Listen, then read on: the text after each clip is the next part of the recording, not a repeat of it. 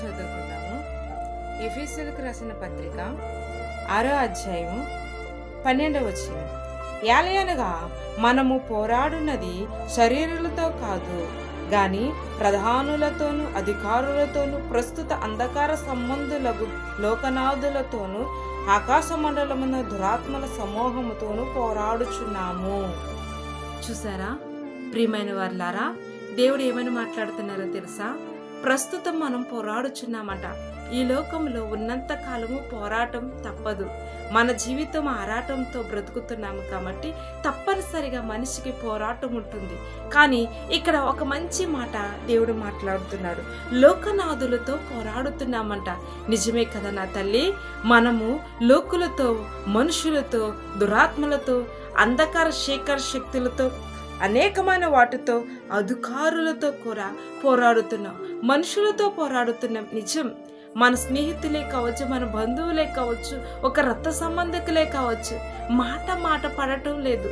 చిన్న మాట చెప్తే దాన్ని కూడా పెడద్దాలుగా ఉంటున్న రోజులు. మంచి లేదురా సాటిని మనిషిని ప్రేమించే అని చక్కని పాట ఉంది చూసారా?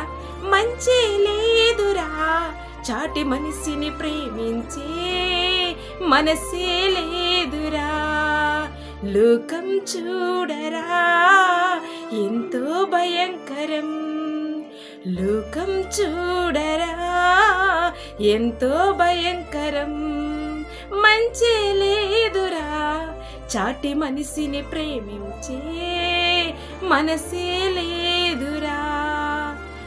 మనిషిని ప్రేమించే మనసు ఎవ్వరికీ లేదు.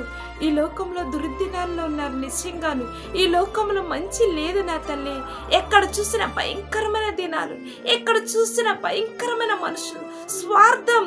ఇక్కడ అందుకే అంటున్నారు, ఎలయనగా మనం పోరాడునది ఎవరితో? నిత్యము పోరాటమే. మన శరీరమే మన ఆత్మకు శత్రువమ్మా, మన కన్నే మన దేహముకు శత్రువమ్మా, మన నోరే మన యొక్క అవయవాలకి శత్రువమ్మా, మనలో ఉన్నవే దేవునికి శత్రువుగా మారుతున్నాయి. లోకంలో ఉన్న తల్లిదండ్రులే కావచ్చు, అత్తమామలే కావచ్చు, బంధువులే కావచ్చు, తోటి సహోదరులే కావచ్చు, అక్కా చెల్లులే కావచ్చు. పోరాటం, నిత్యము పోరాటమే. ఆకాశ దురాత్మలు మనుషుల్లోకి వచ్చి మనుషుల ద్వారా మనల్ని శోధిస్తున్నాయి. అది అంధకార శీకర శక్తులే కాదు, లోకంలో ఉన్న నాదులు, లోకంలో ఉన్న ప్రతి ఒక్కరు మనతో పోరాటమే. ఈ పోరాటంలో ఎంతవరకు జయించగలుగుతున్నా మనం? ఓర్పు కలిగి ఉండగలుగుతున్నామా? జయము కలిగి ఉండగలుగుతున్నామా? జయించగలుగుతున్నామా?